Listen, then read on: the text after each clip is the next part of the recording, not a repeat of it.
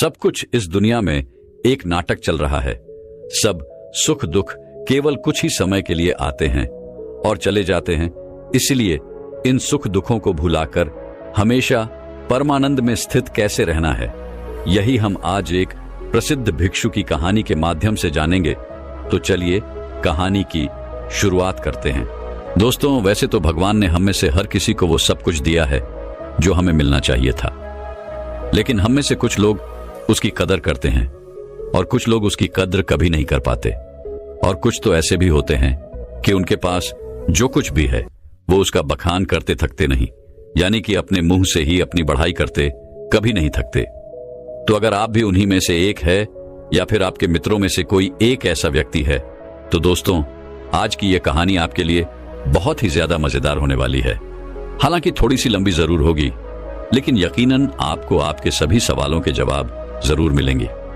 बहुत समय पहले की बात है। एक राजा जिसके पास इतनी धन दौलत थी कि अगर वो हर रोज दान किया करता या फिर उसे बांटा करता तो भी उसकी दौलत कभी खत्म नहीं होती। एक बार उस राजा ने अपने जन्मदिन पर एक बहुत ही बड़ा महोत्सव रखा और सभी लोगों को उसमें आमंत्रित किया। राज्य के सभी लोग वहां पर आए हुए थे। जो लोग जो कुछ भी मांग रहे थे वो उन्हें दिया जा रहा था। लोग राजा की जय जयकार रहे थे, राजा की प्रशंसा हो रही थी। राज्य के सभी लोग कह रहे थे कि ऐसा राजा ना तो आज तक हुआ है और ना ही कभी होगा। यह सब सुन राजा भी मन ही मन बहुत खुश हो रहा था। वह फूले नहीं समा रहा था। तभी राजा ने अपने राज्य में आए हुए सभी लोगों से कहना शुरू कर दिया कि मेरे पास इतनी जमीन है कि मैं भी नहीं जानता और उसे कोई भी नाप नहीं सकता। मेरे पास एक ऐसा अभूतपूर्व है जिसमें कोई भी शत्रु कभी नहीं घुस सकता। मेरे पास इतनी धन और दौलत है कि अगर मैं उसे रोज लुटाना भी चाहूं तो वह कभी खत्म नहीं होगी, और मेरे बल के आगे कोई भी शत्रु अपने घुटने टेक देता है। राजा अपने बखान में लगा हुआ था। वह अपनी बढ़ाई कर ही रहा था कि तभी उस भीड़ में से एक फकीर साधु बाहर आया। उस साधु ने राजा से कहा, है राजन, तुम्हारे पास कुछ भी नहीं है, फिर तुम भला इतनी अपनी बढ़ाई क्यों कर रहे हो? मुझे तो लग रहा था कि मैं ही गरीब हूं, लेकिन तुम तो मुझसे भी ज्यादा गरीब निकले। इतने लोगों के सामने जब फकीर ने राजा से यह सब कहा तो राजा को क्रोध आ गया। राजा ने तुरंत ही उस फकीर को कारागार में डाल दिया।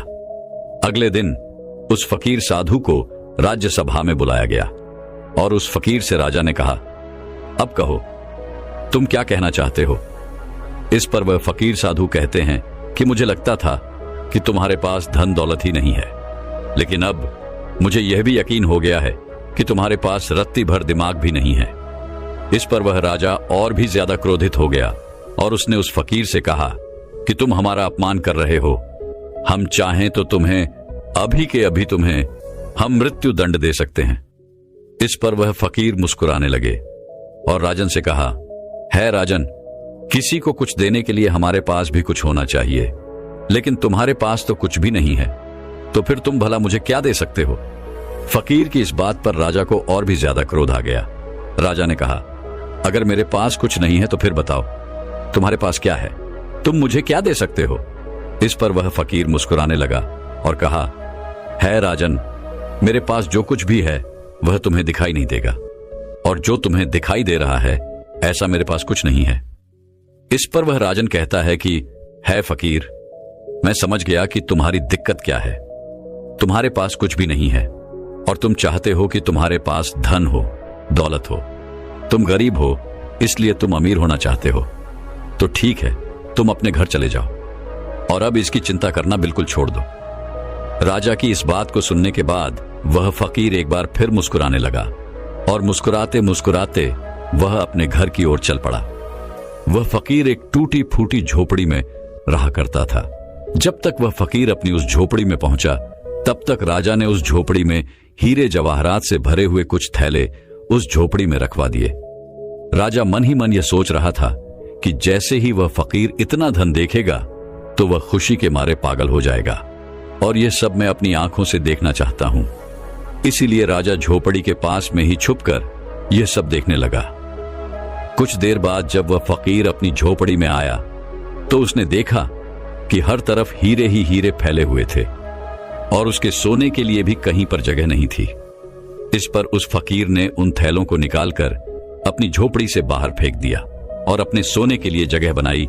उसमें से एक थैला जो बच गया था उसे अपने सर के यहां पर रखा और फिर उसी पर सो गया। राजा ये सब देखकर बड़ा ही आश्चर्यचकित था कि भला ये फकीर कहीं पागल तो नहीं है। इतने सारे धन के थैले रखे हुए थे, उसमें से उसने एक भी नहीं देखा। सारे के सारे थैले उठाकर उसने फेंक दिए, मानो वह धन की थैलियां हो ही ना, किसी ने कचरे की थैलियां वहां पर रख दी हों। ये सब राजा सोच ही रहा था कि तभी राजा के मन में एक और विचार आया। उसने सोचा कि लगता है फकीर कारगार में रहकर थक चुका था, उसे नींद आ रही थी, जिस वजह से उसने यह सारी थैलियां उठाकर बाहर फेंक दी।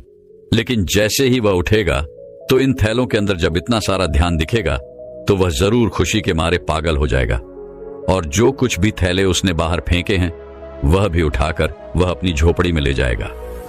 अब राजा उस फकीर के उठने का इंतजार करने लगा। देखते ही देखते एक पैर बीत गया। वह फकीर नींद से उठा और उसने देखा कि आसपास जो भी थैलियां बची हुई थी उसे भी उठाकर उसने बाहर फेंक दिया और साथ ही साथ वह यह भी कह रहा था कि यहां पर किसने इतना सारा कूड़ा कचरा डाल दिया है। उस फकीर ने अपने झोपड़ी की साफ सफाई की और फिर बाहर आगे की ओर चल पड़ा। यह सब देख राजा बड़ा ही आश्चर्यचकित था। वह सोच रहा था कि लगता है शायद इसे धन की आवश्यकता नहीं है, इसे कुछ और ही चाहिए जिसके पीछे इस दुनिया के अधिकांश लोग पागल हैं और वो सब कुछ चाहिए। राजा ने उस फकीर के आने से पहले उसकी भी व्यवस्था उस झोपड़ी में करवा दी और फिर फकीर के आने का इंतजार करने लग गया। कुछ समय बाद जब वह फकीर वापस आया, अपनी कुटिया में अंदर की ओर प्रवेश किया तो उसने देखा कि कुछ लड़कियां फकीर का इंतजार कर रही थी, जो बिल्कुल जवान थी, जिनके अंदर यौवन कूट कूट कर भरा हुआ था। वे सभी अपनी अदाओं से उस फकीर को लुभाने की कोशिश करने लगी। तभी फकीर ने उन सब की तरफ ध्यान से देखा और कहा, बेटियों, तुम सब यहां पर आए हो तो खाना खाकर जाना, मैं सभी के लिए खाना बनाता हूं। उन फकीर ने सभी के लिए भोजन बनाया और सभी को भोजन भी खिलाया। वहां पर उपस्थित जितनी भी लड़कियां थीं, अब उनके पास कहने के लिए कुछ नहीं रहा था। तभी उन फकीर ने कहा कि हमारा मन साफ होना चाहिए, तन से कुछ नहीं होता और हमारा मन तब साफ होगा जब हमारा मन स्थिर होगा। मन की चंचलता हमें लूट लेती है, हम भटकते हैं और सिर्फ भटकते ही रह जाते हैं। लेकिन अगर मन शांत होगा, स्थिर होगा, तो हम उन ऊंचाइयों को पा सकते हैं जिसकी आपने कभी कल्पना भी नहीं की है। सभी लड़कियों ने एक एक करके उन फकीर का आशीर्वाद लिया और वहां से चल पड़ी, मानो वो सभी लड़कियां अपने पिता से मिलकर घर वापस जा रही हों। राजा ये सब देख रहा था और उसे ये सब देखकर बड़ा ही आश्चर्य हुआ। राजा एक बार फिर से सोच में पड़ गया कि आखिर इस फकीर को क्या चाहिए। इसने धन नहीं लिया, इसने उन स्त्रियों को भी खाना खिलाकर भेज दिया, तो फिर ऐसी कौन सी चीज है जो इस फकीर को खुश कर सकती है, जो इस फकीर को चाहिए। बहुत देर सोच विचार करने के बाद राजा के मन में एक और नया विचार आया और वह सोचने लगा कि एक ऐसी चीज है जिसके लिए लोग परेशान रहते हैं, जिसके लिए लोग षड्यंत्र भी रचते हैं और जिंदगी भर इसे पाने की कल्पना करते रहते हैं, लेकिन यह सबके भाग्य में नहीं होता। यह सब सोच विचार करने के बाद राजा फकीर की झोपड़ी में चला गया। फकीर ने जैसे ही राजा को देखा, उसने राजा से कहा, है राजन, आइए, आपका स्वागत है। इस पर राजा ने कहा कि मैं आज आपको एक उपहार भेंट करने आया हूं और यह उपहार ऐसी चीज है जो सबके भाग्य में नहीं होती, ये कुछ ही लोगों को मिल पाता है। इसके लिए लोग लड़ते भी हैं, मरते भी हैं और षड्यंत्र भी करते हैं और फिर भी यह उनके नसीब में नहीं होता। राजा ने अपना मुकुट निकाला और उस फकीर के सर पर रख दिया और कहा कि आज से आप इस राज्य के राजा हैं।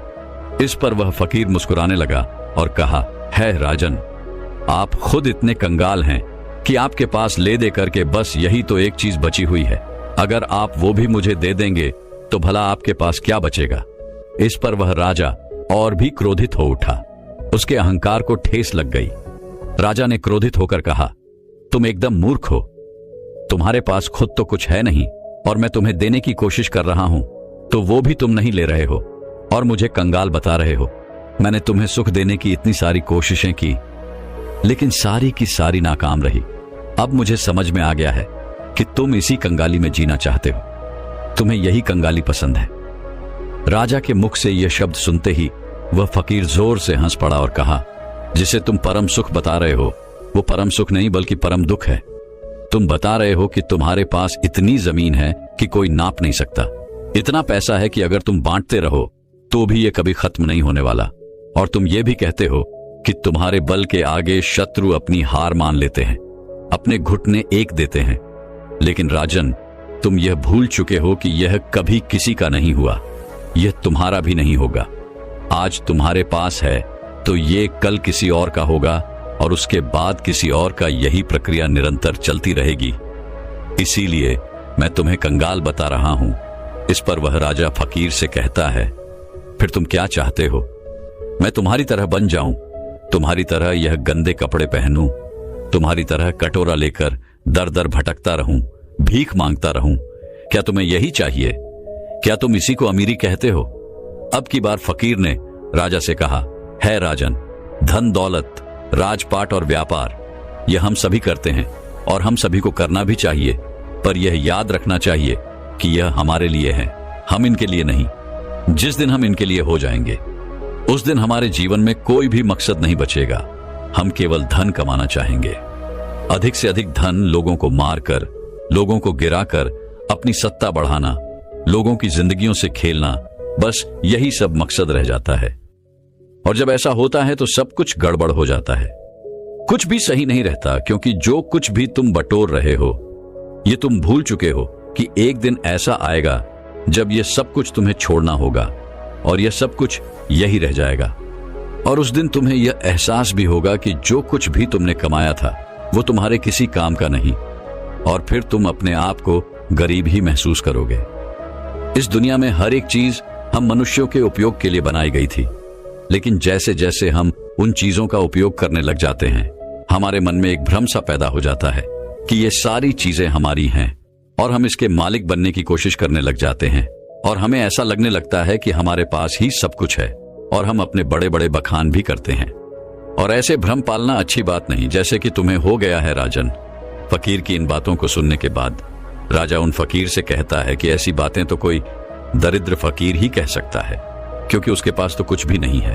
वो गरीब है और गरीबी में ही जिएगा और गरीबी में ही अपनी अंतिम सांसें लेगा। राजा की इस बात को सुनते ही वह फकीर एक बार फिर से जोर से हंस पड़ा और कहा, है राजन, तुम्हारे पिताजी इस समय मृत्युशैया पर लेटे हुए हैं, जाओ और उनसे पूछो कि उन्होंने अब तक क्या कमाया है। उस फकीर की बात को सुनने के बाद वो राजा तुरंत ही अपने महल लौट गया और अपने पिता के पास गया। वहां उसने देखा कि उनके पिता की तबीयत काफी ज्यादा खराब हो चुकी थी। राजा ने अपने पिता से पूछा, पिताश्री, मैं आपसे यह जानना चाहता हूं कि आपने आज तक क्या कमाया है, आपने आज तक क्या क्या इकट्ठा किया है। इतना बड़ा राज्य है, इतनी धन, इतनी दौलत है, इतना यश है, और मेरे जैसा एक पुत्र भी है। क्या आपने यह सब कमाया है? अपने बेटे की बात को सुनने के बाद राजा के पिता ने कहा, बेटा, जब तक मेरे हाथ पैर सही सलामत थे, काम कर रहे थे, तब तक मुझे भी ऐसा ही लगता था। लेकिन आज जब मैं इस हालत में हूं और मुझे यह भी पता है कि बहुत ही जल्द मैं मृत्यु को प्राप्त हो जाऊंगा, तब मुझे ऐसा लग रहा है कि जैसे आज तक मैंने कुछ भी नहीं किया। मैं अपने आप को बिल्कुल खाली महसूस कर रहा हूं। जो कुछ भी मेरे पास है उसमें लालच है, षड्यंत्र है, क्रूरता, बेईमानी, धोखेबाजी। वास्तविकता में यही सब लिप्त मैंने कमाया है। यही है जो कुछ मैंने अपने पूरे जीवन में कमाया है और इसी को इकट्ठा किया है। इसके अलावा और मेरे पास कुछ भी नहीं है, और ना ही इसके अलावा मेरे साथ कुछ और जाने वाला है। आज मुझे खुद पर हंसी आ रही है। इस महल में मेरे साथ कितने ही ऐसे लोग थे जिन्हें मैं अपना कहता था, जिनसे मेरा लगाव था, लेकिन आज वह मेरे साथ नहीं है। यहां तक कि तुम भी मेरे साथ नहीं हो। इतना बड़ा मूर्ख और कौन हो सकता है? पिता के मुख से यह सारी बातें सुनकर राजा के मन को बड़ी ही ठेस लगी। उसे बड़ी तकलीफ हुई। वह तुरंत ही उन फकीर के पास वापस लौटा और उन फकीर से कहने लगा कि जो तुम कहते थे वो बिल्कुल सही है। तुम कह रहे थे कि मैं कंगाल हूं, मैं गरीब हूं और मेरे पास देने के लिए कुछ भी नहीं है। तुम बिल्कुल सही कह रहे हो, लेकिन मैं अमीर बनना चाहता हूं और मैं अपनी अमीरी लोगों में बांटना चाहता हूं। तो यह मैं कैसे कर सकता हूं ताकि मैं अपने अंतिम समय पर यह ना कह पाऊं कि मेरे पास कुछ भी नहीं है। राजा की इन बातों को सुनने के बाद फकीर ने राजा से कहा कि तुम्हारे पास जो कुछ भी है, धन, दौलत, वैभव, इन सभी को सही ढंग से उपयोग करो और तुम अमीर हो जाओगे। अगर तुम सही उद्देश्य के साथ अपने कार्य को करते रहोगे तो उसका फल भी तुम्हें अच्छा ही मिलेगा। इस पर वह राजन फकीर से कहता है कि आखिर इसमें सही क्या है, यह आप ही मुझे बताइए। राजा की इस सवाल का जवाब देते हुए फकीर कहते हैं कि धन कमाओ और धन के मालिक बनो, लेकिन याद रखना कि कभी भी धन को अपना मालिक मत बनने देना। तुम राजा हो तो राजा के अपने कार्य को भी पूरा करो, प्रजा का ख्याल रखो, लेकिन प्रजा को लूट कर अपना धन, अपना वैभव मत बढ़ाओ। अपनी प्रशंसा खुद मत करो, ऐसे कार्य करो जिससे लोग तुम्हारी प्रशंसा करें, और जिस दिन लोग तुम्हारी प्रशंसा करना शुरू कर देंगे उस दिन समझ जाना कि तुमने अपने जीवन में कुछ अच्छा कमाया है जो तुम्हारे साथ जा सकता है। इस संसार में सभी भौतिक चीजों से अपने आप को जोड़ना छोड़ दो, क्योंकि ये सारी चीजें नश्वर हैं और यहीं पर रह जाएंगी, जैसे कि तुम भी नश्वर ही हो। तुम आए तो अकेले ही थे, लेकिन तुम अपने साथ अपने कर्म लेकर जाओगे। ये अच्छे हो सकते हैं या फिर बुरे, इससे तुम्हारा पीछा नहीं छूटने वाला। राजा को सारी बातें समझ में आ चुकी थीं। राजा ने फकीर को धन्यवाद कहा, उन्हें प्रणाम किया और वापस अपने महल की ओर चल पड़ा। जैसा उसे फकीर ने कहा था, राजा बिल्कुल वैसे ही करने लगा। न तो उसने उसके बाद से कभी धन बांटा था, न ही बेवजह किसी को दंड दिया, और न ही बेवजह उसने अपने पड़ोसी देशों पर चढ़ाई करके उन्हें जीतने की कोशिश की। लेकिन उसने इस सीख के बाद अपने राज्य के लोगों को इतना मजबूत बना दिया कि उन्हें किसी से भी धन मांगने की कभी कोई जरूरत ना पड़े। कोई इतना गरीब ना हो कि उसके लिए 2 वक्ती रोटी ना मिल पाए, पहनने के लिए अच्छे अच्छे कपड़े हों, अच्छा घर हो, छत हो। इन सभी चीजों पर राजा ने बखूबी काम किया। 2 राज्य के युद्ध के बीच में सिपाहियों की बेवजह जान जाया करती थी, इसलिए राजा ने युद्ध करना भी बंद कर दिया। केवल अपने लोगों की रक्षा करने के लिए वह युद्ध में उतरा करता था। एक भयंकर युद्ध के दौरान वह राजा अपने एक सिपाही की जान बचाते हुए घायल हो गया था। राजा वह युद्ध तो जीत गया, लेकिन उसकी जान पर बन आई। राजा अपनी आखिरी सांसें ले रहा था। उस समय राजा के चेहरे पर मुस्कान थी। वह जोर से हंसा और कहने लगा, है फकीर, तेरा धन्यवाद कि मेरे लिए लोग इतना आंसू बहा रहे हैं, मेरी प्रशंसा कर रहे हैं और मेरी फिक्र भी कर रहे हैं। मैंने इतना कुछ कमा लिया है कि लगता है मैंने कुछ नहीं कमाया।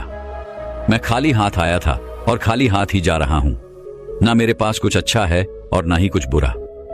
तभी अचानक वह फकीर राजा के पास आया और राजा से कहने लगा, अरे इतनी क्या जल्दी है, अभी तो तुम्हें और शासन करना है। उस फकीर ने अपनी पोटली से एक औषधि निकाली और राजा को पीला दी।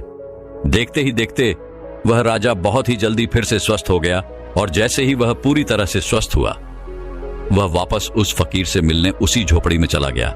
लेकिन जब वो वहां गया तो बिल्कुल भी हैरान रह गया, क्योंकि वहां पर कोई फकीर नहीं था। वह फकीर कहां गया, ये किसी को नहीं पता। दोस्तों, कुछ इसी प्रकार हम अपना जीवन सिर्फ धन कमाने में लगा देते हैं। जीवन भर हम उस धन को कमाते हैं जो धन हमारे किसी काम का नहीं। हम ऐसी ही चीजें इकट्ठा करते रहते हैं, और आखिर में अंतिम समय आने पर हमें यह एहसास होता है कि हमने सब कुछ कमाकर भी कुछ नहीं कमाया, और हमारे साथ सिर्फ हमारे कर्म ही रह जाते हैं। तो दोस्तों, चलिए अब अपनी नींद को पूरी तरह से योग निद्रा के माध्यम से ध्यान में कैसे परिवर्तित करना है, और ब्रह्मचर्य में सुबह जल्दी उठने की आदत कैसे लगानी है, इस विषय पर अगली कहानी की शुरुआत करते हैं।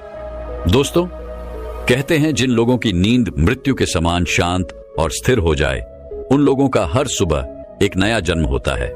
इसका अर्थ यह हुआ कि जिस प्रकार ऋतु के समय हमारी सांसें एकदम से थम सी जाती है, उसी प्रकार नींद में अगर हमारी सांसें इतनी धीमी रफ्तार से चलेंगी जिसका किसी को पता ना चले कि हम सांसें ले रहे हैं या नहीं, तो यह समझ जाइएगा कि आप योग निद्रा में हैं।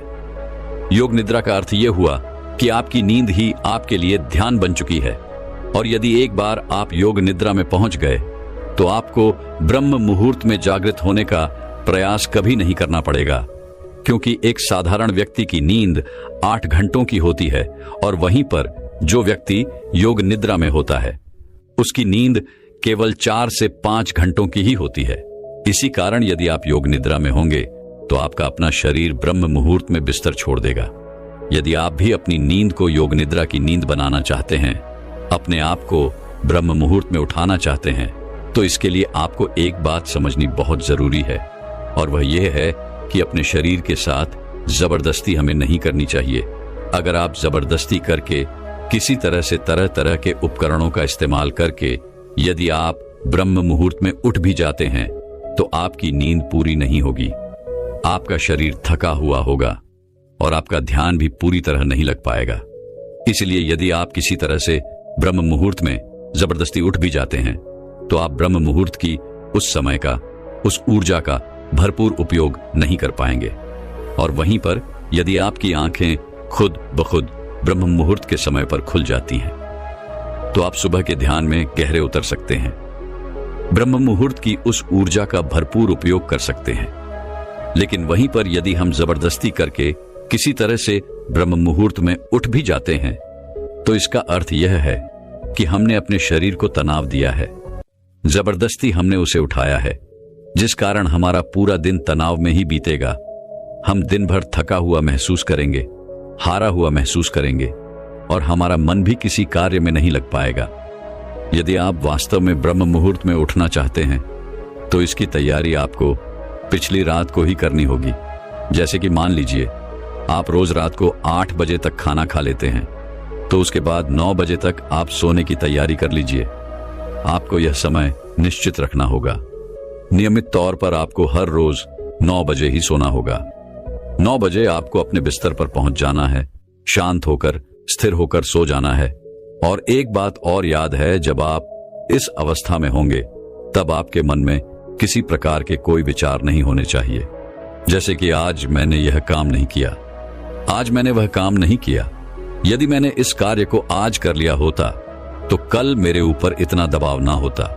आपके दिन भर के सारे काम दिन भर में छूट जाने चाहिए। यदि आप व्यापार करते हैं तो आपके व्यापार के सारे काम वहीं रह जाने चाहिए। इस स्थिति के दौरान आपके मन में ऐसे कोई विचार नहीं होने चाहिए जिससे आप और आपकी नींद पर प्रभाव पड़े। फिर चाहे वह कार्य आपके लिए कितना भी जरूरी क्यों ना हो, फिर चाहे वह विचार ही आपके लिए कितना भी जरूरी क्यों ना हो, क्योंकि एक अच्छी नींद देना अति आवश्यक होता है, जिससे हमारा शरीर ऊर्जावान बना रहता है, ताकतवर बना रहता है। गहरी नींद के मुकाबले और कोई काम जरूरी नहीं होता, क्योंकि अत्यधिक धनी से धनी लोग भी धन तो बड़ी सरलता से कमा लेते हैं, लेकिन वह उसे अपने लिए रातों की नींद नहीं खरीद सकते।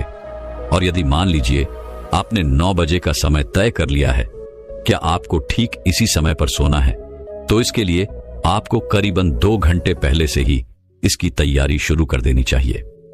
यदि आप ऐसा सोचते हैं कि मैंने 9 बजे ही भोजन कर लिया और 9 बजे ही मैं बिस्तर पर चला जाता हूं और उसके बाद मुझे गहरी नींद आ जाएगी, तो यह आपका वहम है। क्योंकि यदि आप सच कुछ योग निद्रा का आनंद लेना चाहते हैं, इसे अपने जीवन में उतारना चाहते हैं, तो आपको करीबन 2 घंटे पहले से इसकी तैयारियां शुरू कर देनी चाहिए।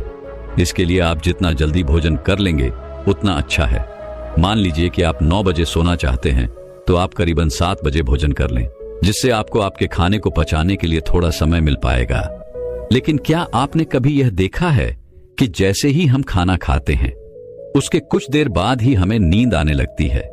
ऐसा इसलिए होता है क्योंकि हमारा शरीर उस खाने को पचाने के लिए अपनी पूरी ऊर्जा लगाने के लिए तैयार हो जाता है, और ऐसे समय पर हम थकावट महसूस करते हैं और हमें नींद आने लगती है।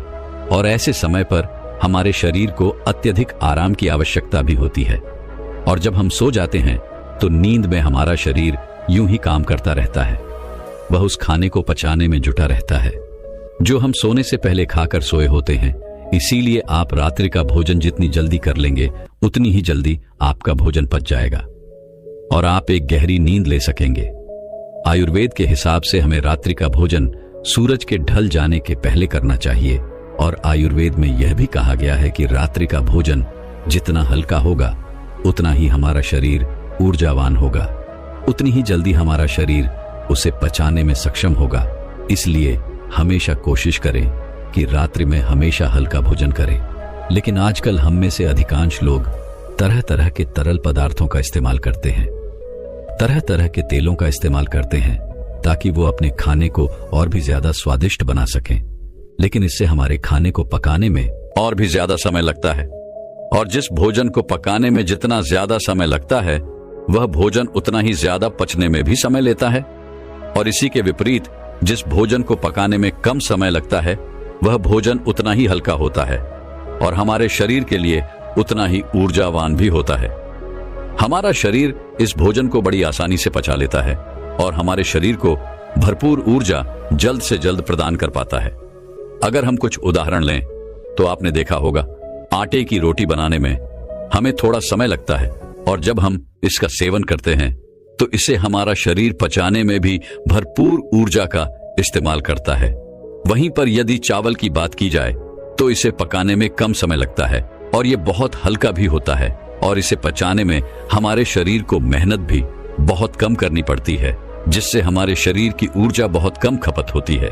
इसी प्रकार खिचड़ी, चावल, उबली हुई सब्जियां, ये सब हल्के खाने में आते हैं और वहीं पर रोटी, घी, तेल इत्यादि ये सारे भारी खाने में आते हैं, जिन्हें पचाने में हमारे शरीर को अत्यधिक ऊर्जा लगानी पड़ती है और हमारे शरीर को इसे पचाने में अत्यधिक समय भी लग जाता है।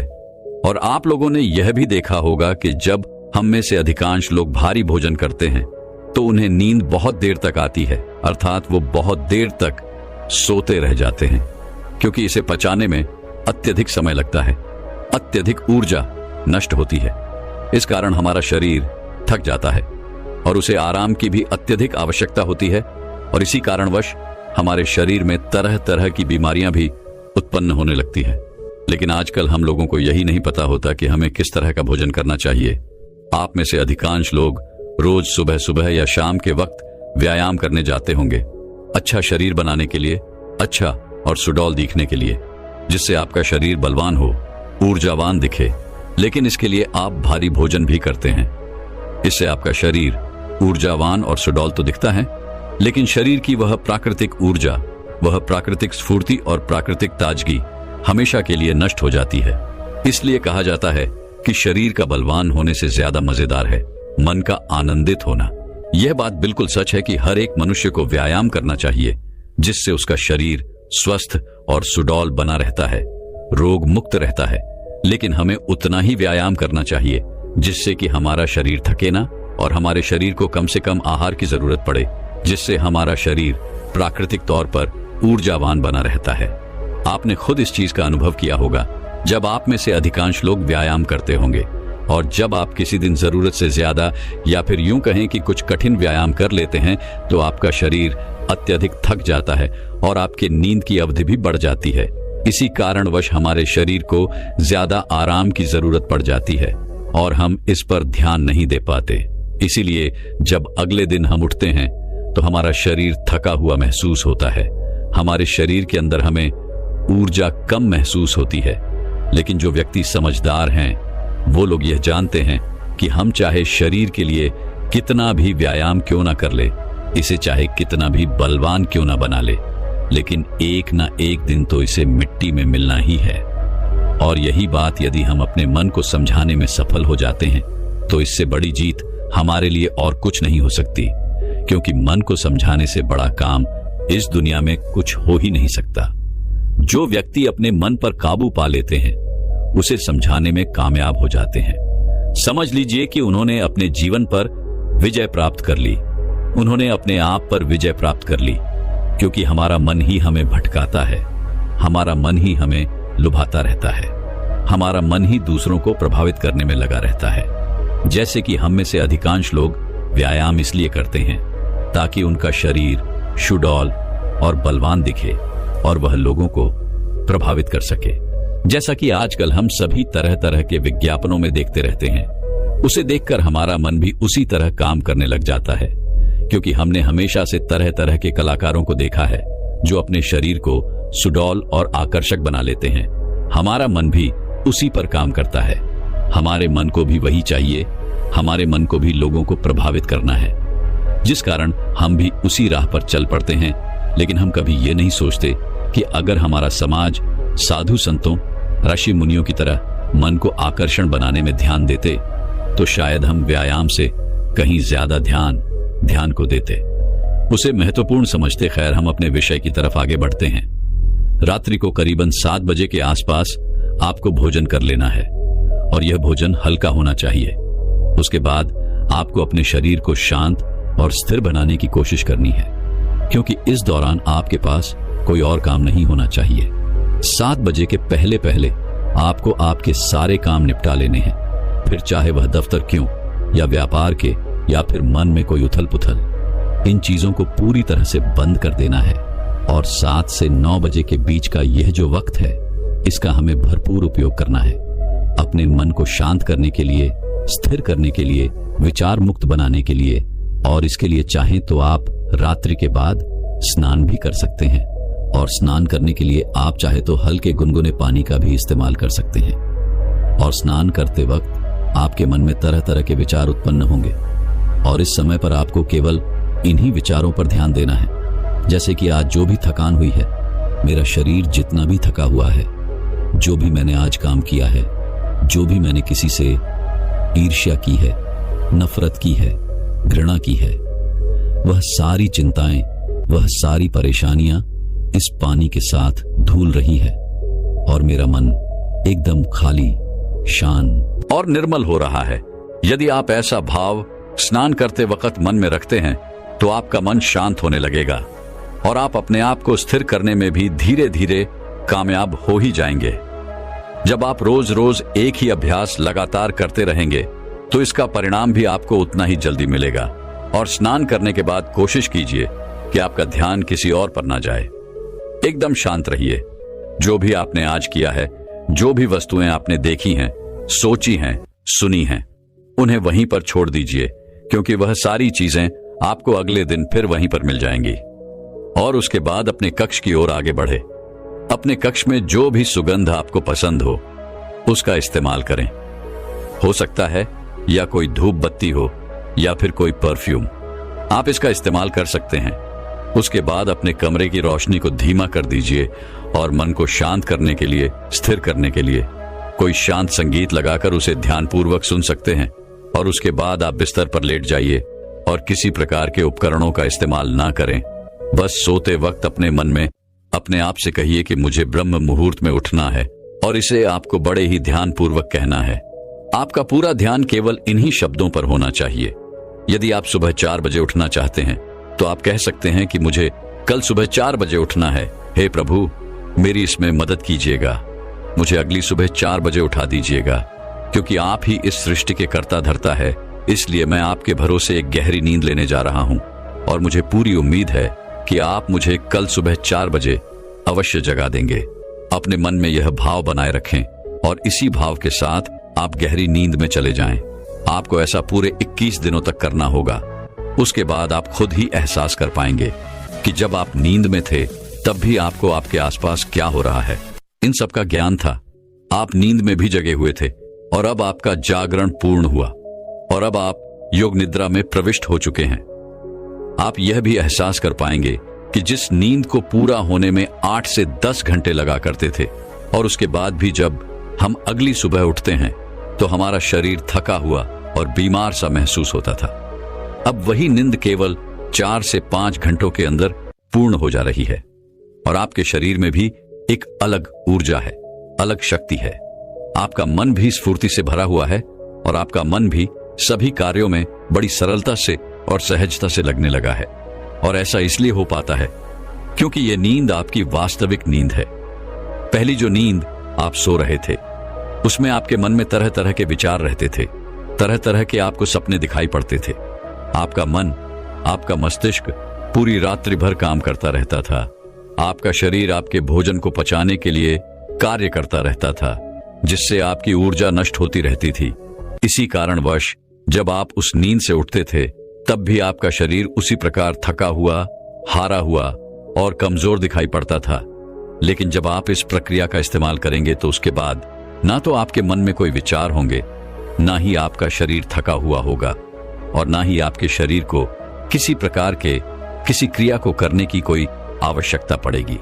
आपका मन, आपका दिमाग पूरी तरह से शांत होगा, और जब आप अगली सुबह उठेंगे तो आपका शरीर पूरी तरह से ऊर्जावान बना रहेगा। आप किसी भी कार्य को पूरे मन और लगन के साथ पूरा करेंगे। ना ही आपको आलस्य आएगा और ना ही आप थकेंगे और ना ही आपको पूरे दिन पर किसी प्रकार का कोई तनाव महसूस होगा। आपका पूरा दिन तरोताजी से भरा हुआ रहेगा। आपके लिए एक नए दिन की शुरुआत होगी। आप हर काम में आनंद लेंगे। योग निद्रा में पहुंचने के बाद आपका ध्यान करना भी अत्यधिक सरल हो जाता है। आप बहुत जल्दी ही गहरे ध्यान में उतर जाते हैं। रात को योग निद्रा लेने के बाद ब्रह्म मुहूर्त में किया गया ध्यान सबसे लाभकारी होता है। इसलिए जब भी आप योग निद्रा से उठें तो कोशिश कीजिएगा कि कम से कम 1 घंटा आप ध्यान के लिए अवश्य निकालें। ध्यान ही वह मार्ग है जिससे आप उस असीम शक्ति को समझ पाएंगे, उसे पहचान पाएंगे, उस विराट रूप को देख पाएंगे। आप उसे देख पाएंगे जो इस कण कण में बसा हुआ है। आप वह सब कुछ देख पाएंगे, समझ पाएंगे जो आज तक इन शास्त्रों में लिखा गया है। इन शास्त्रों का निचोड़ अब आपको ज्ञात हो जाएगा, जो आज तक यह आर्ष मुनि हमें सिखाते रहे हैं, जिस पर पूरा आध्यात्म टिका हुआ है। हमारे शास्त्र, वेद और ज्ञान ये सब कोई पढ़ने या रटने की चीजें नहीं है। ये तो अनुभव है। इसका हमें अनुभव ही करना चाहिए। यदि आप इसे रटने का प्रयास करते हैं तो आप कुछ नहीं हासिल कर सकते। इसका आपके जीवन पर कुछ असर नहीं होगा। ये ज्ञान केवल आपके मस्तिष्क के ऊपरी भाग और मन के ऊपरी भाग पर ही रहेगा। यह कभी आपके मन को प्रभावित नहीं कर सकेगा, जिस कारण यह हमारे मन में एक तनाव पैदा करेगा, जिससे हमारे जीवन में भी तनाव उत्पन्न होने लगेगा। लेकिन यदि आप इन चीजों का अनुभव करते हैं तो यही ज्ञान, यही वेद, यही शास्त्र आपके लिए आनंद का कार्य करेंगे। आपको हर जगह आनंद की अनुभूति होगी। आप केवल हर जगह वास्तविकता को देख पाएंगे, सत्य को समझ पाएंगे, सत्य को जान पाएंगे और आपका जीवन भी सरल और सूक्ष्म होने लगेगा। दुनिया में कोई भी कुछ भी कहे, अगर आप लोगों की बातें टालना सीख जाओगे और मन में केवल खुद के बारे में अच्छा विचार करोगे, सकारात्मक विचार करोगे, तो तुम्हारा दिमाग और मन कभी भी तुम्हारा आत्मविश्वास गिरा नहीं पाएगा। ऐसा गौतम बुद्ध ने अपने शिष्यों से कई सालों पहले क्यों कहा था? इसके पीछे का रहस्य क्या है? यही हम आज एक प्रसिद्ध कहानी के माध्यम से जानेंगे। तो चलिए कहानी की शुरुआत करते हैं। दोस्तों, किसी ने पूछा था कि ध्यान की कोई सरल विधि बताइए जिससे हम सीधे ध्यान में उतर जाएं और हमें ज्यादा मेहनत भी ना करनी पड़े। लेकिन मेरा आप लोगों से एक सवाल है, आपको क्या लगता है इस दुनिया में कोई भी कार्य करने के लिए क्या हमें मेहनत करने की कोई आवश्यकता नहीं है? क्या बिना कुछ किए ही कोई भी कार्य पूरा किया जा सकता है? और आपको ऐसा क्यों लगता है कि ध्यान इतना मुश्किल कार्य है? क्या आप उसे कर ही नहीं पाते? और अगर आप सोचते हैं तो जरूर मुश्किल ही होगा। इसीलिए तो आप इसको करने के लिए, ध्यान में उतरने के लिए आसान विद्या ढूंढते रहते हैं, जिसमें आपको कुछ करना भी ना पड़े और सब कुछ स्वयं आराम से हो जाए। लेकिन ऐसा नहीं होता। कुछ तो आपको करना ही पड़ेगा। बिना कुछ करे तो कुछ नहीं होता। याद रखिएगा, जो जितना कठिन परिश्रम करता है उसे उतना ही अधिक मीठा फल भी मिलता है, और जो परिश्रम नहीं करते उन्हें उतना ही कम मिलता है। तो हम यहाँ ध्यान की बात कर रहे हैं। ध्यान को हम कैसे आसान बना सकते हैं? अगर वास्तविकता देखी जाए तो ध्यान बहुत आसान है, लेकिन ना जाने क्यों आप लोगों ने ये मान रखा है कि ध्यान करना बहुत मुश्किल है, बहुत कठिन है। और मेरी एक बात अवश्य याद रखिएगा, एक मनुष्य के भीतर जो मानने की एक शक्ति है, ये उसके पूरे जीवन को बदल कर रख सकती है। इसलिए जब भी हम कुछ मान लेते हैं तो सामने वाली चीज वैसे ही हमें दिखाई देने लगती है और घटनाएं भी उसी के अनुरूप घटने लगती हैं। इसे एक छोटी सी कहानी के माध्यम से समझते हैं। एक छोटा सा गांव था। उस गांव में एक व्यक्ति रहता था जो हमेशा खुश रहता था। उसके सामने चाहे कितनी भी बड़ी मुसीबत या कितनी भी बड़ी घटनाएं क्यों ना जाएं, वह उनका हंसकर सामना किया करता था। इसलिए वो हमेशा हर परिस्थिति में खुशियां ढूंढ ही लेता था, क्योंकि उसका यह मानना था कि जो कुछ भी उसे जीवन में मिल रहा है उसे देने वाला वह भगवान है और उससे वह बहुत प्रेम करता था। इसीलिए हमेशा हर परिस्थिति में, सुख में, दुख में वह हमेशा अच्छा ढूंढ ही लिया करता था, जिस कारण वह हर परिस्थिति में खुश रहता था, हमेशा हंसता रहता था। लेकिन उसी के पड़ोस में एक और व्यक्ति रहता था और उसका वह पड़ोसी बहुत धनवान था। उसके पास बेशुमार दौलत थी, जबकि वह व्यक्ति बहुत गरीब था। वह धनवान पड़ोसी जब भी उस गरीब व्यक्ति को देखता तो उसे अच्छा नहीं लगता था, क्योंकि वो हमेशा खुश रहता था, हमेशा हंसता रहता था, आनंदित रहता था। ये देखकर प्रधान पड़ोसी उससे बहुत जलता था। उससे उसकी खुशी बर्दाश्त नहीं होती थी। वह तो बस उसे उदास देखना चाहता था। वह चाहता था कि वह रोए, गिड़गिड़ाए, परेशान रहे, चिंतित रहे, जिससे उसके मन को शांति मिले और उसे इस तरह से देखकर वह बहुत प्रसन्न हो सके। वह यह चाहता था कि उसका वह गरीब पड़ोसी ये मान ले कि सारी खुशियां धन से ही मिलती हैं। इसलिए एक दिन पड़ोसी उस गरीब आदमी के पास पहुंचा और उसे कहने लगा, मित्र, इस रास्ते में एक औरत रहती है जो रोज सुबह टोकरी लेकर निकलती है। जब भी औरत मेरे सामने आती है तो मेरा पूरा दिन बेकार हो जाता है, मेरा पूरा दिन बर्बाद हो जाता है। वह बहुत मनहूस है, इसलिए जब भी वह तुम्हारे सामने आए तो अपनी नजर चुरा लेना, अन्यथा तुम्हारा दिन भी पूरी तरह से बर्बाद हो जाएगा और तुम दिन भर परेशान रहोगे, चिंतित रहोगे। तुम्हारे साथ कुछ ना कुछ अनहोनी घटती ही रहेगी।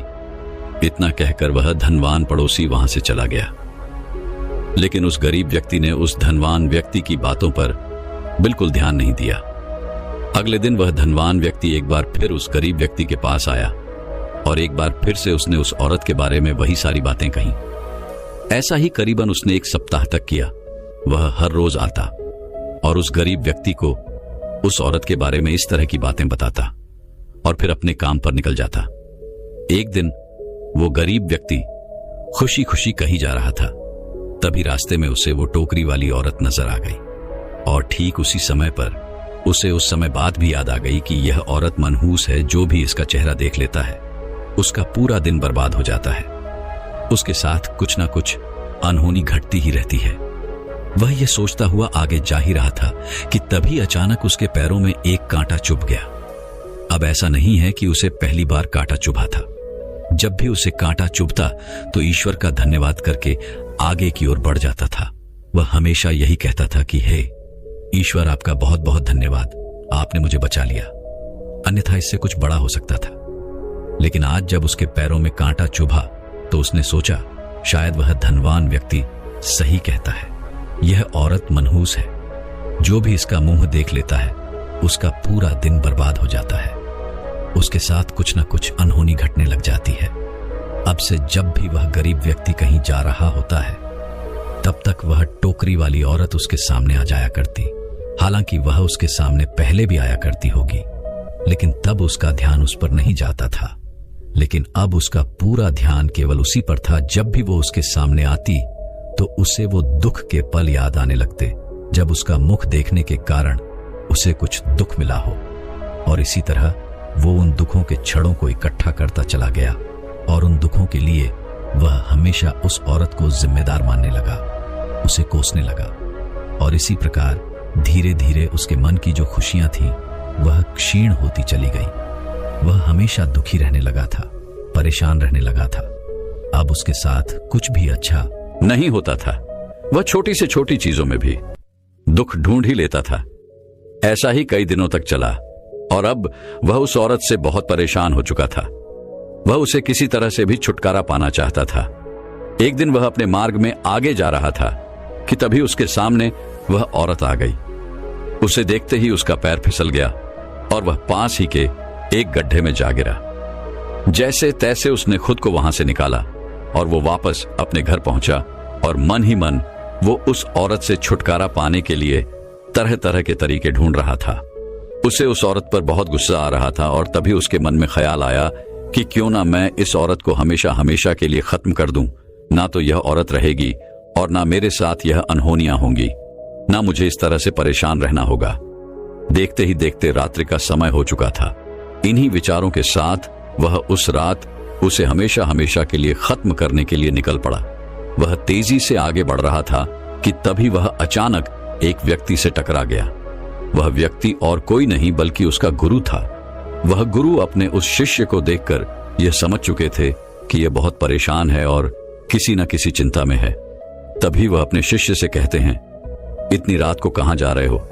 इस पर उनका शिष्य कहता है, हे गुरुवर, मैं उस टोकरी वाली औरत से बहुत परेशान हो चुका हूं और अब तो मैं उसे रास्ते से हटाकर ही दम लूंगा। उसने मेरा पूरा जीवन बर्बाद कर दिया है। हर रोज मेरे साथ कुछ ना कुछ अनहोनी होती रहती है। अब मैं उसे नहीं छोड़ूंगा, उसे तो मैं उसकी अंजाम तक पहुंचाकर ही दम लूंगा। तभी उन गुरुवर ने उस व्यक्ति के हाथों में हथियार देखा और उसे कहने लगे, अच्छा तो तुम उसकी हत्या करने जा रहे हो। इस पर वह गरीब व्यक्ति कहता है, हे गुरुवार, उसने मेरे सुखी जीवन में आग लगा दी है। मेरा जीवन पूरी तरह से बर्बाद हो चुका है। हर रोज मेरे साथ कुछ ना कुछ अनहोनी घट जाती है। मैं हर रोज केवल यही प्रयास करता हूं कि वो मुझे मार्ग में न मिले, लेकिन वो हर रोज मेरी मार्ग के बीच में आ ही जाती है। उसके कारण मेरा पूरा जीवन नर्क बन चुका है। इसी कारण मैं बहुत परेशान हो चुका हूं। इसीलिए मैंने ये तय किया है कि अब मैं उसे नहीं छोड़ूंगा। मैं तो उसे अपने मार्ग से हटाकर ही दम लूंगा। इस पर वह गुरु मुस्कुराने लगे और उस व्यक्ति से कहते हैं, इसके लिए तुम्हें उसकी हत्या करने की कोई आवश्यकता नहीं है। मैं तुम्हें एक मार्ग दिखाता हूं, तुम उस पर चलो, तुम्हारा सब कुछ फिर से अच्छा होने लगेगा। इस पर वह व्यक्ति कहता है, हे गुरु बताइए, वह कौन सा मार्ग है, मुझे क्या करना होगा।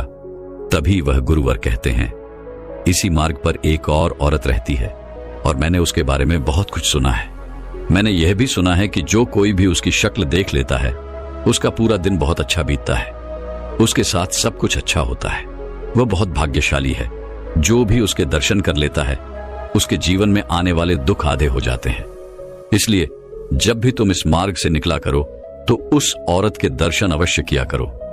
तुम्हारे जीवन के सारे दुख देखते ही देखते खत्म हो जाएंगे। इतना कहकर वह गुरु अपने मार्ग में आगे की ओर बढ़ चले। उस व्यक्ति को अपने गुरु की बात पर पूरा यकीन था, इसलिए वो वापस अपने घर की ओर लौट गया। अब से जब भी वह किसी कार्य के लिए उस मार्ग से होकर गुजरता था तो वह उस औरत के दर्शन अवश्य करता था। और उसने अब यह भी मान लिया था कि उस औरत के दर्शन के कारण ही उसके जीवन में जो भयंकर दुख आने वाले थे वह कम होने लगे हैं और वह पहले से अच्छा महसूस करने लगा था। वह पहले से खुश महसूस करने लगा था, क्योंकि वह हर रोज उस औरत को देखकर वहां से निकल जाता और उसके साथ सब कुछ अच्छा हो जाता। उसे इस बात का विश्वास हो चुका था कि अब उसके साथ कुछ भी गलत नहीं होगा, उसके साथ सब कुछ अब अच्छा ही होगा। यदि उसके साथ कुछ भी गलत होता था तो वो यही सोचता था कि शायद मेरा इससे भी बड़ा अहित होने वाला था, लेकिन उस औरत के दर्शन के कारण मैं बच गया। हालांकि इसके बारे में उस औरत को कुछ नहीं पता था कि उसके दर्शन के कारण कौन सुख पा रहा है और कौन दुख पा रहा है। तो दोस्तों, हम यहां पर बात कर रहे थे मान लेने की। ध्यान में मान लेना एक बहुत बड़ी भूमिका निभाता है। अगर आप ये मान लेते हैं कि ध्यान कठिन है और इसे आप कभी नहीं कर सकते, तो आप यकीन मानिए आप इसे कभी नहीं कर पाएंगे, क्योंकि आपका विश्वास यही कहता है। आपने जो मान रखा है, आपने जो विश्वास रखा है, वह यही कहता है। और तो और कुछ लोग ऐसा भी कहते हैं कि ध्यान करने से लोग पागल हो जाते हैं। यदि आप ऐसा मानते हैं तो आपके साथ भी ऐसा ही होगा। लेकिन जरा यह सोचिए, क्या नकारात्मक विचारों से सकारात्मक चीजों को उत्पन्न किया जा सकता है? क्या नकारात्मक विचारों से सकारात्मक विचारों का निर्माण किया जा सकता है? नहीं।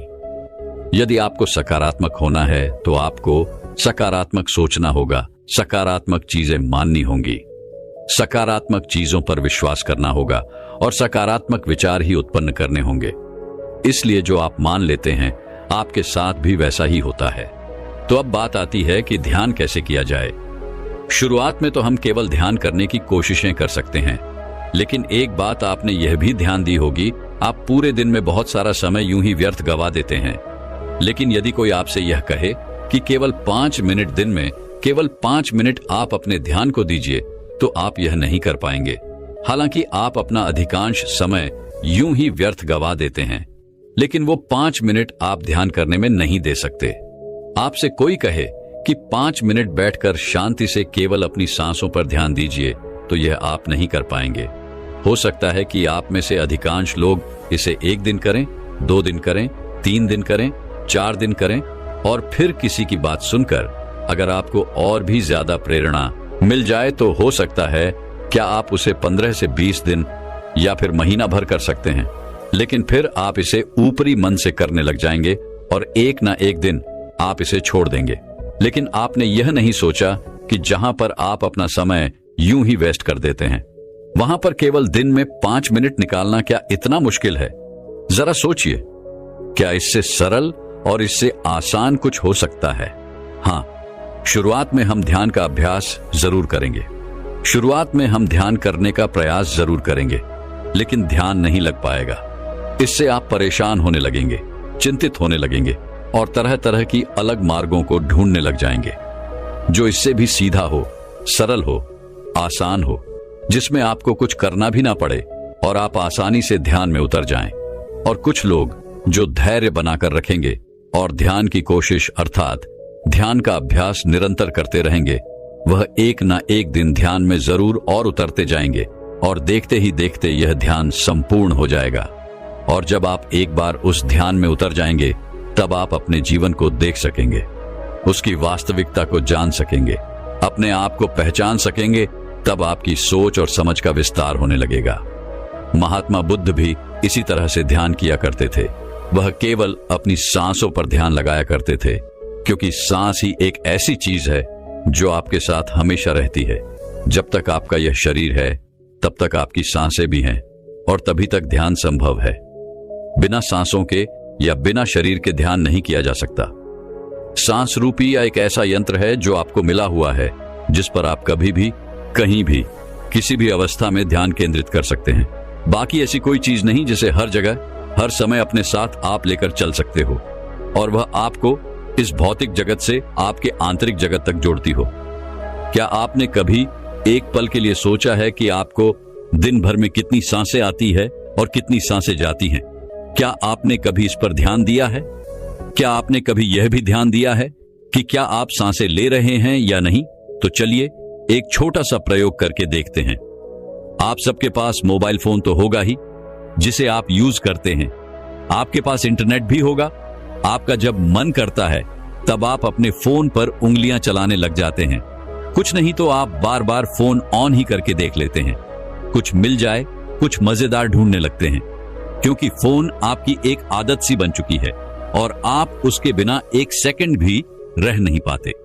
तो अब आपके मन में यह प्रश्न उठ रहा होगा कि आखिर आपको करना क्या है?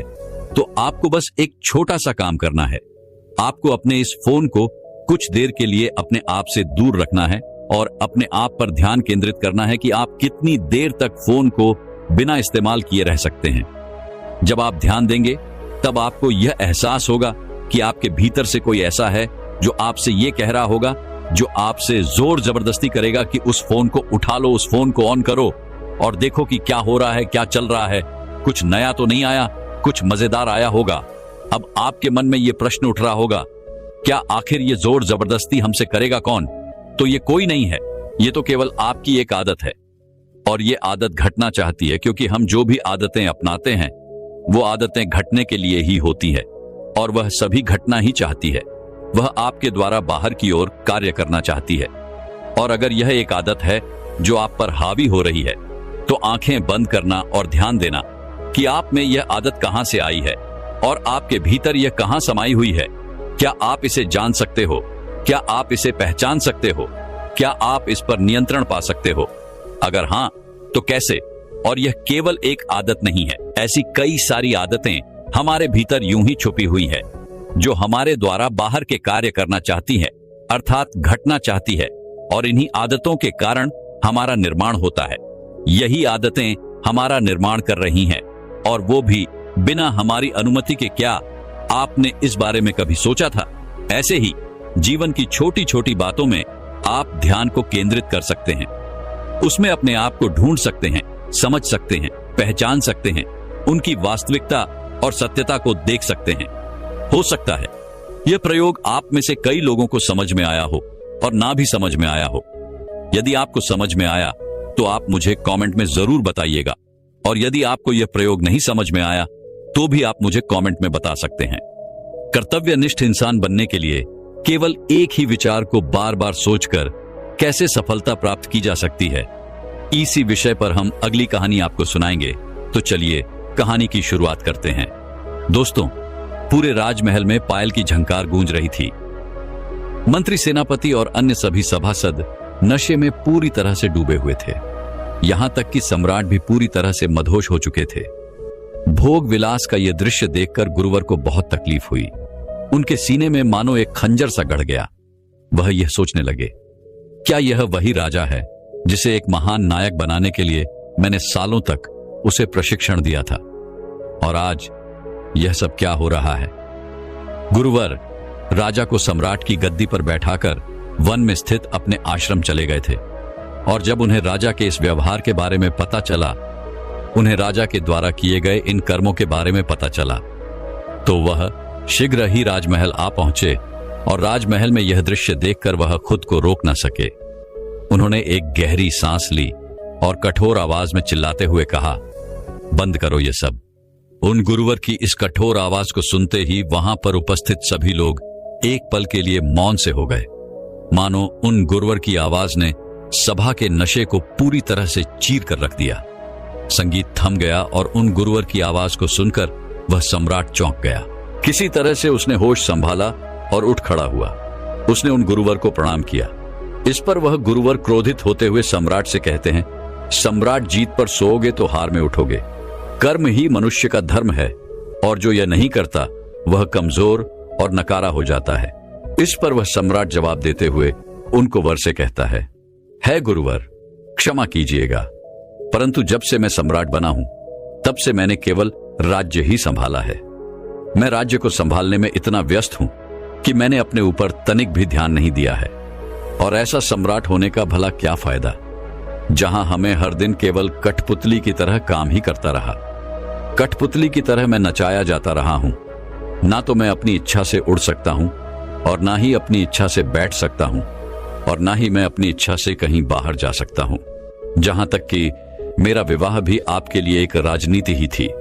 जब से मैं सम्राट बना हूं तब से मैं एक पल के लिए भी चैन से सो नहीं पाया हूं। और ऐसी अवस्था में यदि मैंने थोड़ा सा सुख पाने के लिए समारोह आयोजन कर लिया, थोड़ा सा भोग विलास कर लिया, तो इसमें क्या बुरा हो गया? यदि मैं एक सम्राट होकर भी सुख न भोगूं तो भला मेरी इस सफलता का क्या फायदा? अगर सफल होने के बाद भी मुझे उसी प्रकार संघर्ष करते रहना है जिस प्रकार मैं पहले कर रहा था, तो भला मेरी ऐसी विजय का क्या लाभ? इस पर वह गुरु मुस्कुराए और उन्होंने राजा से कहा, सम्राट, तुम सफलता और भोग विलास को एक चीज समझ बैठे हो। तुम विजय और आराम को एक चीज समझ रहे हो। अगर तुम्हारे जैसा ज्ञानी सम्राट, तुम्हारे जैसा ज्ञानी महाराजा अगर ऐसी भूल कर सकता है तो इसमें मेरी ही गलती है। अगर तुम जैसे सम्राट को इतना गंभीर भ्रम हो सकता है तो इसे मुझे विस्तार में तुम्हें समझाना ही चाहिए। आगे गुरुवर उस भरी राज्य सभा में राजा से कहते हैं, सम्राट, सबसे पहले तुम मेरी यह बात समझो कि संघर्ष से ही शक्ति प्रकट होती है। यदि विषय सरल बना दिया जाए तो कोई भी विद्यार्थी उसमें अपना मस्तिष्क नहीं खपाएगा, अर्थात वह अपना दिमाग कभी नहीं लगाएगा और उसका दिमाग कभी तीव्रता से काम करना सीख ही नहीं पाएगा। और यदि कभी आपत्ति ना आए तो सिपाही भी साहस नहीं जगा सकेगा। ठीक उसी प्रकार अगर जीवन में संघर्ष ना हो तो हम मनुष्य के भीतर की वह आंतरिक शक्ति कभी नहीं जागती। इसीलिए सफलता का असली मतलब होता है संघर्ष करते रहना, चुनौतियों को स्वीकार करना और संघर्ष करके खुद को और बेहतर बनाते जाना, शक्तिशाली होते जाना। इसीलिए संघर्ष का मतलब दुख नहीं बल्कि आत्मा की प्रगति होती है। उन गुरुवर के यह शब्द सम्राट के हृदय को भेद रहे थे। सम्राट ने उन गुरुवर की सारी बातें ध्यानपूर्वक सुनी और राज्यसभा में मानो एक सन्नाटा छा गया। तभी वह सम्राट दोनों हाथ जोड़कर उन गुरुवर से कहता है गुरुवर, मुझे क्षमा करें, परंतु मैं यह जानना चाहता हूं, यदि मैं भोग विलास ना करूं, यदि मैं समारोह का आयोजन ना करूं, तो मेरे इस मन को सुख कैसे मिलेगा? मेरा यह मन भला कैसे शांत हो पाएगा? मेरे मन को चैन कैसे मिलेगा? इस पर गुरुवर उस सम्राट के इस बात का जवाब देते हुए कहते हैं, है राजन, अगर तुम्हारी प्रजा भूखी है तो क्या तुम कभी चैन की नींद सो सकोगे? अगर यह बात जानते हुए भी तुम चैन की नींद सो जाते हो तो तुम सम्राट कहलाने के लायक नहीं हो। और यदि तुम एक सच्चे सम्राट हो तो यह बात तुम्हें कभी सोने नहीं देगी। यह बात तुम्हारे मन को कचोड़ती रहेगी और तुम्हारे मन को कभी चैन नहीं मिलेगा। फिर चाहे तुम कितना भी भोग विलास क्यों ना कर लो, फिर चाहे तुम कितना भी ऐशो आराम का जीवन क्यों ना जी लो, फिर चाहे तुम कितने भी समारोह का आयोजन क्यों ना कर लो, लेकिन यह संगीत का नाच गाना तुम्हें कभी चैन से नहीं रहने देगा। इसलिए है राजन, पूरी निष्ठा से कर्तव्य का पालन करो, क्योंकि एक राजा के लिए उसकी प्रजा ही सब कुछ होती है। अपने प्रजा की सेवा में जुट जाओ। अपना कर्तव्य पूरा करने के लिए दिन रात संघर्ष करो। संघर्ष से ही तुम्हारी आत्मा की शक्ति जागृत होगी। आत्मा की शक्ति से ही तुम मन को साथ पाओगे, मन को नियंत्रित कर पाओगे, और एक बार यदि तुम मन पर नियंत्रण साथ लोगे तो तुम गहरे आनंद का अनुभव कर पाओगे, जो इस तुच्छ शारीरिक सुख से कहीं ज्यादा अधिक गहरा है।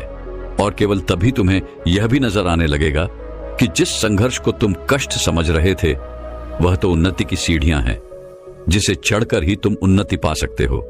और यही सीढ़ियां चढ़कर तुम अपनी आत्मा को और प्रबल भी बना सकते हो। इसलिए है राजन, सफलता का असली मतलब सुख नहीं बल्कि कर्तव्य पालन और निष्ठा है। गुरुवर की यह सारी बातें सुनकर सम्राट के आंखों से पर्दा हट चुका था। वह उन गुरुवर की हर एक बात को अच्छी तरह से समझ चुका था। सम्राट पहले से ही बहुत ज्ञानी था, बस वह रास्ता भटक चुका था। उसके बाद से सम्राट ने अपना पूरा जीवन केवल अपनी प्रजा की देखरेख में लगा दिया। उसने पूरी निष्ठा से राज्य प्रशासन किया और देखते ही देखते उसकी प्रजा भी उससे अत्यधिक पसंद करने लग गई थी। लेकिन सम्राट के जीवन काल में एक ऐसा समय भी आया जब पूरे राज्य में भीषण अकाल पड़ा था, और इसी अकाल के दौरान सम्राट ने अंतिम 40 दिनों में अन्न का एक दाना भी नहीं खाया था, क्योंकि राजा की प्रजा के पास अन्न नहीं था। ऐसे में राजा भला भोजन कैसे ग्रहण कर सकता है? और 40 दिनों की लगातार अथक प्रयासों के बाद, मुश्किलों और संघर्षों के बाद सम्राट ने प्राण त्याग दिए। दोस्तों, यह कहानी बहुत छोटी सी है, लेकिन हमें बहुत कुछ सिखाती है। आपने देखा होगा कि आजकल हम तरह तरह की संगीत सुनते हैं, मूवीज देखते हैं, तो हमें लगता है कि सफलता का असली अर्थ यही है, पैसा कमाओ और फिर जिंदगी में आराम करो, महंगी महंगी गाड़ियों में बैठो, महंगी कपड़े पहनो। लेकिन आप ये नहीं समझ पा रहे कि इससे आपको कितना नुकसान हो रहा है, क्योंकि यदि आप सफलता को आराम मान बैठे हो तो आपको कभी मेहनत करने का मन ही नहीं होगा, क्योंकि सफलता तो केवल नाम के लिए है, किंतु आप अपने मन के भीतर से तो केवल आराम ही आराम चाहते हैं। और देखते ही देखते हमारा अंतर्मन इस आराम के लक्ष्य को अपना भी लेता है। और यही कारण है कि हम में से अधिकांश से लोगों का काम में मन नहीं लग पाता, क्योंकि हम भीतर ही मन से आराम चाहते हैं, उस काम से छुटकारा चाहते हैं। और ऐसी अवस्था में यदि आपने सफलता पा भी ली तो उस सफलता में भला क्या अंतर आ जाएगा? इंसान की यात्रा मूल आधार से चेतना या शरीर से प्रकाश की है। इसलिए कभी संघर्ष से भागे मत, क्योंकि आत्मा को ऊपर उठाने के लिए, उसे मजबूत बनाने के लिए लगातार संघर्ष करते रहना चाहिए, ताकि आप अपने भीतर बैठे हुए उस डर, उस कमजोरी से लड़ सके, उसे हरा सके और उसे अपने भीतर से निकाल सके। इसलिए मुसीबतों से डरिए मत, बल्कि उनका सामना कीजिए, उनसे संघर्ष कीजिए और खुद को मजबूत बनाइए, खुद को और ऊपर उठाइए। और इसके लिए आपको किसी युद्ध में जाने की कोई आवश्यकता नहीं है। बस अपने कर्तव्य काल का निष्ठा और ईमानदारी के साथ पालन करो। लेकिन अब आपके मन में यह सवाल उठ रहा होगा, हम क्या कर सकते हैं? हमारा तो मन ही नहीं लगता। तो इसका बड़ा ही सीधा सा जवाब है। इसके लिए आपको सबसे पहले एक लक्ष्य निर्धारित करना होगा। मान लीजिए कि आप 3 साल में क्या पाना चाहते हैं, उसे एक पेपर पर लिख दीजिए। अगले 3 साल में आपका लक्ष्य क्या है, यह आपको पहले जानना होगा। और फिर उस लक्ष्य को पाने से आपके जीवन पर क्या प्रभाव पड़ेगा, आपके परिवार पर क्या प्रभाव पड़ेगा। जो भी 3 साल का आपका लक्ष्य बनेगा, इस समय केवल वही आपका उद्देश्य है। और जब आप इस उद्देश्य का अर्थात इस लक्ष्य का पीछा करते हो, पूरा मन लगाकर काम को पूरा करने की कोशिश भी करते हो, लेकिन उसी दौरान हमारे मन में तरह तरह के विचार भी उत्पन्न होने लगते हैं। बार बार कहीं न कहीं हमारे मन के भीतर एक भ्रम सा बना रहता है, जो आपको बार बार आलस्य और तामसिकता की ओर ले जाता है, जिस कारण बार बार हमारे मन में एक डर उठता है, एक संदेह उठता है और हम खुद पर शंका करने लगते हैं। लेकिन आपको इन पर ध्यान नहीं देना चाहिए, बल्कि आपको इन्हें छोड़कर अपने कर्म पर ध्यान देना चाहिए। आपको उच्च कर्म करने की कोशिश करनी चाहिए। वास्तविकता में यही संघर्ष है जो आपको खुद से ही करना पड़ता है। इस बात को कुछ ऐसे समझने की कोशिश कीजिए। मान लीजिए आपके भीतर 2 प्रकार के मस्तिष्क हैं, एक उच्चतम और दूसरा न्यूनतम और दोनों ही आप पर नियंत्रण पाना चाहते हैं। उन दोनों के बीच में लगातार एक खींचातानी चलती रहती है जिसके बारे में हमें पता नहीं होता, लेकिन जब हम जागरूक होते हैं हम यह अच्छी तरह समझ पाते हैं और हम उन दोनों पर नियंत्रण साधने में सफलता भी प्राप्त कर लेते हैं। और इसे ही संघर्ष कहा जाता है, क्योंकि यह लड़ाई हमें भीतर की ओर लड़नी है। हमारा दुश्मन यहाँ पर और कोई नहीं बल्कि हम खुद ही हैं, और यहाँ पर हमारा मित्र भी कोई और नहीं बल्कि हम खुद ही हैं। यदि आप भी अपने जीवन में तरक्की पाना चाहते हैं तो तरक्की पाने के लिए इस नियम को समझने की आवश्यकता है कि बड़ी जिम्मेदारियां केवल उस व्यक्ति को ही मिलती है जो अपना किरदार अच्छी तरह से निभाता है। अर्थात यदि आप अच्छे से अपना कार्य कर रहे हैं तो अवश्य ही आपको और भी अच्छे काम मिलेंगे, आपको उन्नति मिलेगी। किंतु यदि आप अपने काम में आनाकानी कर रहे हैं, आप अपने काम को टाल रहे हैं, तो ऐसे में भला आपको कोई भी कार्य क्यों सौंपेगा। यह दुनिया संघर्ष पर ही टिकी हुई है और यह दुनिया का एक अडिग नियम है। इसलिए सफलता का असली मतलब संघर्ष खत्म हो जाना नहीं है, बल्कि संघर्ष का सामना करते हुए समझदारी से निडर होकर और शक्तिशाली बनते जाना है। जीतना ही सफलता है। इसलिए अपनी काबिलियत पर ध्यान दीजिए और अपने काम को पूरी निष्ठा और कर्तव्य के साथ पूरा कीजिए। लेकिन अब यहां पर अधिकांशतः लोग यह सवाल करेंगे कि मेरे जीवन में तरह तरह की तकलीफें, मेरे पास अच्छे साधन नहीं हैं, या फिर मेरे जीवन में बहुत सारी कठिनाइयां हैं। यदि आप इस तरह से सोचेंगे तो आप कभी भी संघर्ष की यह लड़ाई जीत नहीं पाएंगे, बल्कि आपको इस तरह से सोचना चाहिए कि मैं यह कार्य करने के लिए पूरी तरह से सक्षम हूं, मैं इस संघर्ष को संभालने के लिए पूरी तरह से काबिल हूं। जैसे ही आप अपने आप से यह कहेंगी, वैसे ही आपके मन में से एक जवाब आएगा, नहीं, अभी आप काबिल नहीं हैं। और ठीक उसी वक्त आपको खुद से एक बार फिर यह पूछना है, क्या कोई इससे भी छोटी परेशानी है जिसे मैं संभालने के काबिल हूं? और उस वक्त आपके भीतर से जवाब आएगा, हां, मैं इस समस्या का समाधान कर सकता हूं। और जैसे ही आपके भीतर से यह जवाब आए, आप उस समस्या के समाधान में पूरी तरह से जुट जाइए। जैसे हम में से अधिकांश लोग अपनी नौकरी के लिए जगह जगह घूमते फिरते हैं। किसी को अपना घर छोड़कर कहीं और जाकर नौकरी करनी पड़ती है, तो किसी को अपना घर परिवार ले जाकर कहीं और पर रहना पड़ता है। ऐसी अवस्था में आप अपने आप से पूछ सकते हैं, मैं क्या नियंत्रित कर सकता हूं? आपके भीतर से जवाब आएगा, मैं खाना पीना, समय पर उठता, समय पर सोना, नियमित एक्सरसाइज, ध्यान करना, ये सारी चीजें मैं आसानी से नियंत्रित कर सकता हूं। हां, आपको लग रहा होगा कि ये बहुत सी छोटी सी चीजें, लेकिन शुरुआत आपको छोटी चीजों से ही करना होगा। आप इनमें महारत हासिल करने की कोशिश करिए। जैसे ही आप अपने आप से ही सवाल करेंगे कि मैं आज से इन चीजों पर नियंत्रण साधने वाला हूं, वैसे ही आपका मन आपसे कहने लगेगा, इन बातों में भला क्या रखा है, इससे अच्छा है देर तक जागो, रात में मूवीज वगैरह देखो और भविष्य की चिंता छोड़ दो। और यहां पर अधिकांश लोग ऐसा ही करते हैं, जबकि आपको ये नहीं करना, बल्कि आपको बिना विचलित हुए अपने मन पर नियंत्रण करते हुए आपने कार्य में जुट जाना है। और यही संघर्ष है। लेकिन अब आप लोगों के मन में यह प्रश्न उठ रहा होगा कि आखिर संघर्ष कैसे करते हैं? तो इसका बड़ा ही सीधा सा जवाब है, सीधा उसका सामना करो। केवल आपके मन के भीतर बैठा हुआ है वह डर, वह अविश्वासी आपको आलस के जाल में फंसाए हुए हैं। किंतु जब आप चुनौतियों का सामना करने के लिए दृढ़ निश्चय करते हो, जब कर्तव्य और निश्चय से पूरा करने का प्रण लेते हो, ठीक उसी समय उस समस्या का सामना करने के लिए आपके भीतर साहस और शक्ति अपने आप ही विकसित होने लगती है। लेकिन इसका मतलब यह नहीं कि यदि आप एक चुनौती जीत गए तो आप आराम से बैठ जाइए, बल्कि आपको आगे बढ़ते रहना है, खुद को और बेहतर बनाते रहना है। इसलिए जब आप एक चुनौती जीत जाओ तो आगे बढ़ो और अपने आप को और बेहतर बनाओ, क्योंकि आपने यह रास्ता अपनी उन्नति के लिए चुना है। और यदि आप उन्नति करना चाहते हैं तो आपको लगातार आगे तो बढ़ते ही रहना होगा।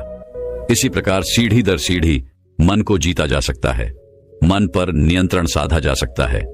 और जैसे जैसे आप अपने मन पर नियंत्रण साधते जाएंगे, आप देखेंगे कि आपके भीतर लगातार परिवर्तन हो रहा है और आप छोटी से छोटी चीजों का समाधान बड़ी सरलता से निकाल लेते हैं। और वहीं पर आप बड़ी से बड़ी समस्याओं का सामना करने से कभी पीछे नहीं हटते। और ये सब आपके संघर्ष के कारण ही हो सकता है। यदि आप खुद से संघर्ष ना करें, खुद से ना लड़े, तो आप उन उन्नतियों को हासिल नहीं कर सकते। जैसे आपको याद होगा, जब हम छोटे बच्चे थे और हमारे सामने कोई भी गणित का एक सवाल आता था तो हम उसे देखकर विचलित हो जाते थे। हम डर जाते थे, पता नहीं ये हम सॉल्व कर पाएंगे या नहीं, पता नहीं हम इसका समाधान निकाल पाएंगे या नहीं। लेकिन जैसे जैसे आप उस पर कार्य करते हैं, जैसे जैसे आपको शिक्षक उसके बारे में अच्छी तरह समझाते गए, वैसे वैसे हम उसका समाधान निकालने में सक्षम हो पाते हैं। और ऐसा इसलिए होता है क्योंकि हमारे पास वहां पर उसके अलावा दूसरा और कोई रास्ता नहीं था। और जब आप इसी सोच के साथ आगे बढ़ते हैं तो आप हर समस्या का समाधान निकाल सकते हैं। लेकिन आजकल के समय में हमारे पास एक के अलावा और भी कई सारे विकल्प होते हैं और इसी कारण हम अपने लक्ष्य तक कभी पहुंच नहीं पाते। क्योंकि जैसे ही हम अलग अलग विकल्प चुनते हैं, हमारा मन तुरंत हमसे ये कहता है, अरे ये नहीं हुआ तो क्या हुआ, हम वो वाला कर लेंगे, यदि वो ना हुआ तो हम वो वाला कर लेंगे। लेकिन इसी के चक्कर में आप पूरी तरह से फंस कर रह जाते हैं। ना तो आप अपना पहला लक्ष्य पूरा कर पाते हैं और ना ही दूसरा और ना ही तीसरा, और यह कड़ी इसी प्रकार चलती रहती है और हम जीवन के इस संघर्ष में पूरी तरह से फंस कर रह जाते हैं। क्योंकि तब हमें ऐसा प्रतीत होने लगता है कि हमारे अंदर वह शक्ति नहीं, हमारे अंदर वह साहस ही नहीं है कि हम किसी भी लक्ष्य को प्राप्त कर सके। किंतु यदि आप अपने जीवन में केवल एक लक्ष्य रखते हैं और एक ही विकल्प रखते हैं कि मुझे इस लक्ष्य को किसी भी हालत में हासिल करना है, तो आप खुद ब खुद उस लक्ष्य को हासिल करने के लिए तैयार हो जाएंगे। आपके भीतर वो शक्ति, वो साहस उत्पन्न होने लगेगा और आप देखते ही देखते उस लक्ष्य की ओर तेजी से आगे बढ़ने लगेंगे। और एक समय ऐसा भी आएगा जब आप उस लक्ष्य को बड़ी सरलता और आसानी से हासिल भी कर लेंगे। लेकिन जब पीछे मुड़कर आप अपनी उस यात्रा को देखेंगे, तब आपको एहसास होगा कि ऐसा कैसे हो सकता है। मुझे तो कभी लगा ही नहीं था कि मैं इतनी कठिन यात्रा कर सकता हूं। लेकिन वास्तविकता यही है कि आप कुछ भी कर सकते हैं। जो आप चाहते हैं वह आप कर सकते हैं, जो आप चाहते हैं वह आप पा सकते हैं। दोस्तों, मैं उम्मीद करता हूं कि यह कहानी सुनने से आपके जीवन में अच्छे बदलाव आए होंगे। आपको इस वीडियो से क्या सीखने मिला, ये कमेंट करके जरूर बताइए और अपने परिवार, दोस्तों या आपके करीबी इंसान के साथ ये कहानी शेयर करके उन्हें भी इस ज्ञान से परिचित करवाएं।